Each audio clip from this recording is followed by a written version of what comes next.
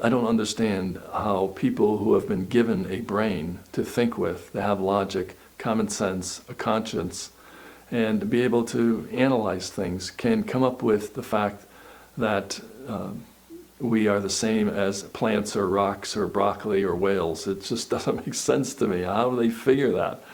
If you can't come up with what we have in front of us as being created, then I think the Bible calls those people fools.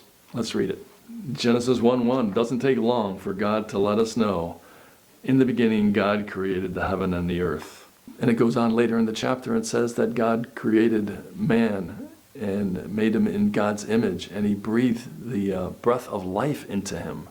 And that's what made man different. Man is different than the plants and the animals, so much that we have a body, soul, and spirit. We also read in Genesis 7:15, and they went in unto Noah into the ark, 2 and 2 of all flesh, wherein is the breath of life. Talking about the animals. God had given animals the breath of life as well, but not a spirit and a soul. Psalm 139 verse 14 says, I will praise thee, for I am fearfully and wonderfully made. Marvelous are thy works, and that my soul knoweth right well. Creation around us is amazing, and creation explained in the Bible is not just in the book of Genesis. You find it in many different books of the Bible.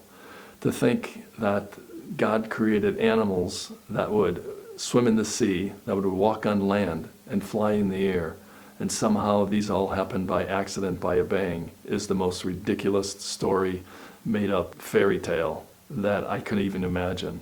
No, these things had to be done by a creator, someone with intelligence, someone with order and a plan.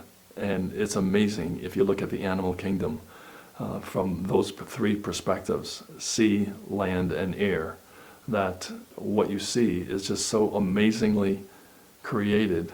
And I mean, just the words can't explain it when you look at all the different creatures on this planet.